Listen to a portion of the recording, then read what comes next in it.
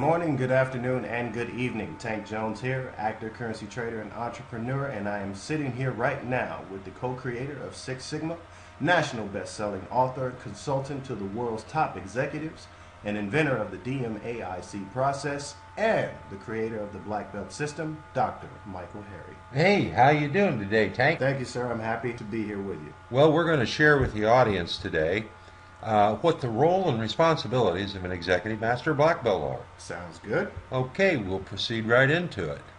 You know where I think we're going to start is by taking a look at what CEOs think. What's in their head today? Where are they taking their organizations to? All right. And the first thing we see up on the agenda is increasing top-line growth. So when we look at the CEO surveys conducted by the Wall Street Journal, Gardner, Forbes, KPMG, and PricewaterhouseCoopers, this is the overwhelming consensus. However, they're not taking their eye off of reducing bottom-line costs. So streamlining the business. Absolutely. Streamlining the financial cost associated with running that business. Now, the way they're going to do that is given by a number of what we would call strategic initiatives.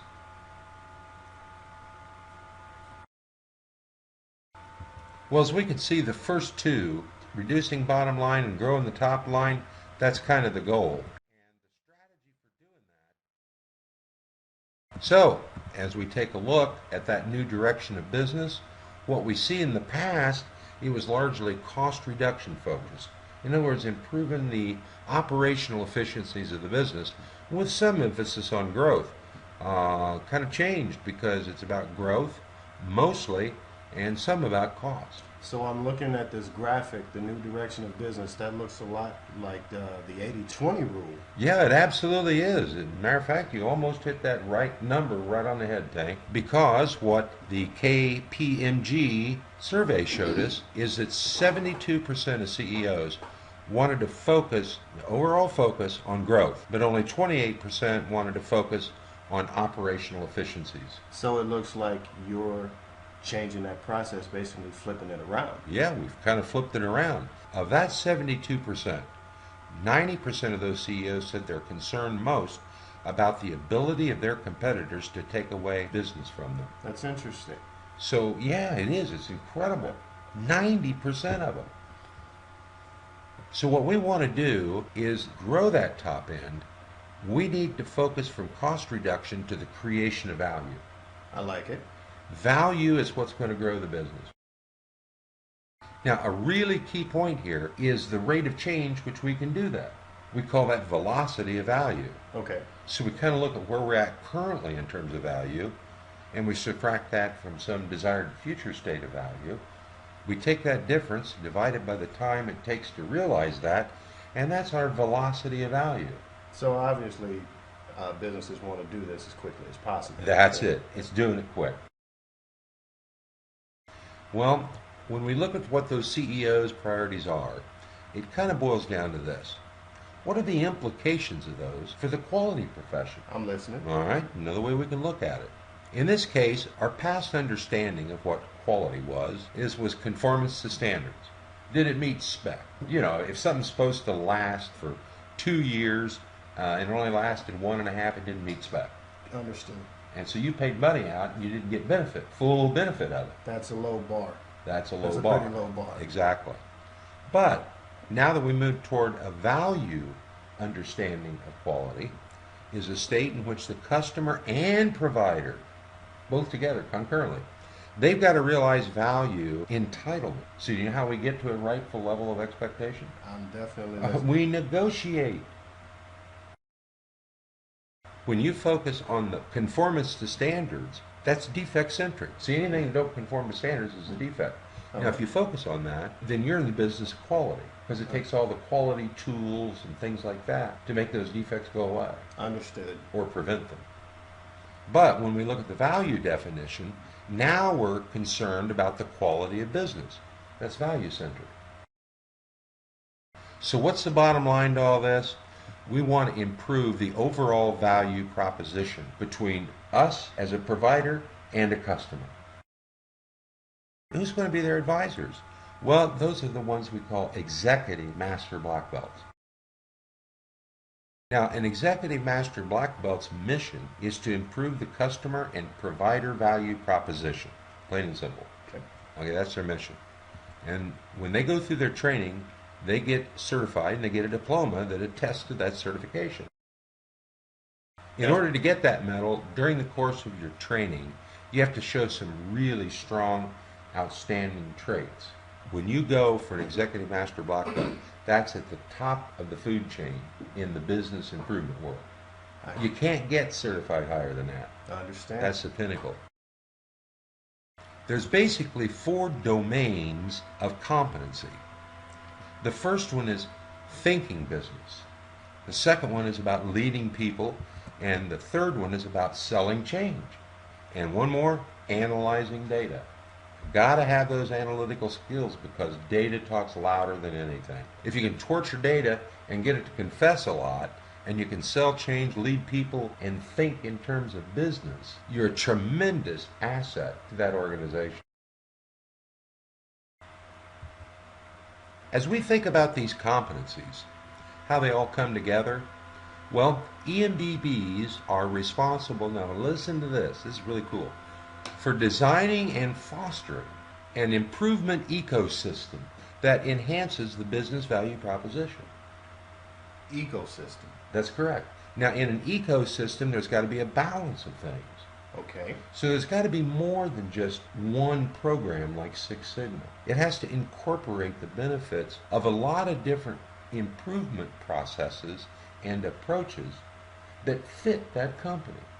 We're kind of going beyond Six Sigma at this point. Let's look at an organization at 3 tiers. And we've got the business, operations, and process level. Well, an executive master black belt has the ability to run up and down all those levels. Okay. And the classic black belt covers the process level and somewhat into the operations level. And the classical master black belt covers not only process level, but also into the high operations level, but doesn't reach the business level.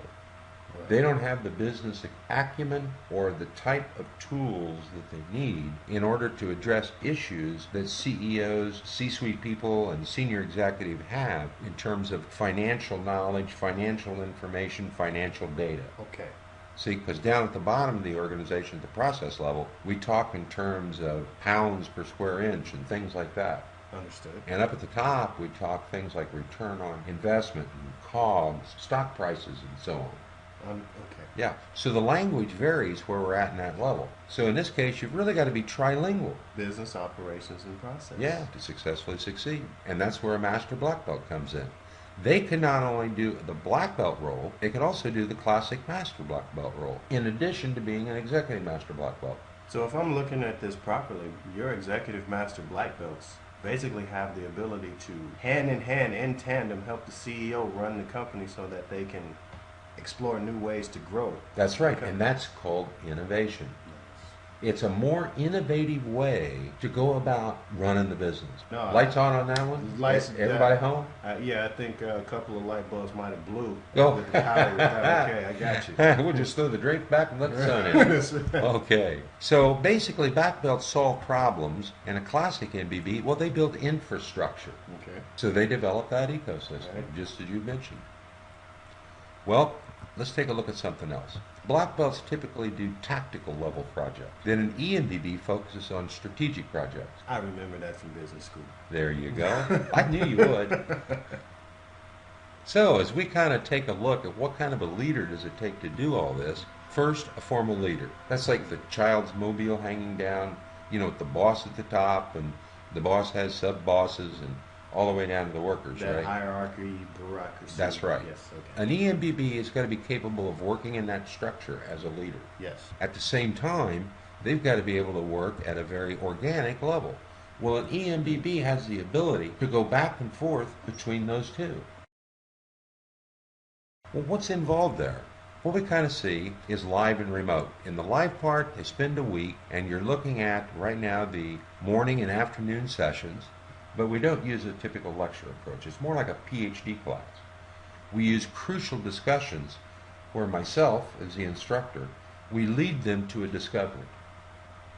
Because we've got to remember, when somebody teaches you something, you're going to remember it for a while.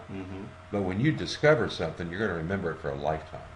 Then in the second part, for 3 weeks, they go through a laboratory experience, which is quite extensive, of executing like a metrics conversion project, a risk analysis project, and so on. And that takes about 3 weeks to get through. So the whole program is about 4 weeks long. Okay. So an existing black belt, rather than go to become a standard master black belt, would now want to go directly to executive master black belt status. Okay. I Yeah. can see why they get that pretty diploma now. Yeah, they're kind of preparing for the future because the old MBB role is kind of going to fade away as time moves forward. So now let's take a look at what I think are the top 10 things that differentiate a black belt from a master black belt from an executive master black belt. Well, the role of a black belt is one of a specialist, and the role of a master black belt is more of a facilitator, while an EMBB is more of a leader. And in terms of language, black belts speak the language of variation, master black belts speak the language of metrics, and EMBB speak the language of money. Money and time, money and time. In terms of skill, black belts have problem-solving skills, and MBBs have teaching skills, while EMBBs have selling skills to build relationships. Like you said before, selling changes. Yeah, they exert their influence and power through relationships. So they got to sell everybody from the CEO, maybe to mid-level managers, to worker-level people, various ideas and concepts. So they're always selling. In terms of what they leverage, well, black belts leverage tools and master black belts leverage systems, and executive master black belts, EMBBs, leverage relationships to get work done. Now, if we look at what they design, black belts design procedures, master black belts, they're always looking for best practices, whereas an executive master black belt, they design programs. Well, black belts are charged with execution, MBBs with adoption, and EMBBs with innovation. In terms of application scope, black belts are around fixing processes, and MBBs are about kind of fixing operations, but an EMBB is focused on fixing the whole enterprise. In terms of governance, black belts govern through cookbook, like the DMAIC process we use. And MBBs use structure to help govern. They put structure to things to help them govern activity. And EMBBs, they govern through vision. Vision leadership. And what is the focus? Well, black belts focus on actions. MBBs focus on devising tactics that leverage the actions of black belts. And an EMBB, they're focused on strategy. So we kind of got strategy, tactics, and actions. And in terms of the quest, black belts seek out answers, and master black belts are always on the lookout for how to define context. That's the context in which the answers are applied. And an executive MBB, they're focused on creating the question. So as we look across all of those, instead of looking horizontally, let's look vertically. A black belt is a variation specialist that uses statistical tools to solve problems through application procedures of an execution nature focused on processes, using cookbooks that guide their actions to uncover answers to problems that exist.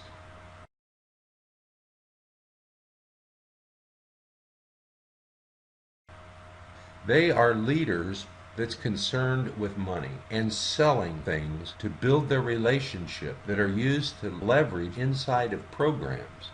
And that is highly innovative for the enterprise. And they do that through having strategic vision and the development of strategy. And out of that comes new questions. And when you get new questions, there are new answers being pursued. New discovery. And we just remember this, the same question invariably produces the same result. To change the result, you got to change the question. Yes, sir. So again, if you want to get plugged into this, give Don a call. I want to thank you very much for the time. And I know Tank thanks you very much. Give Don a call.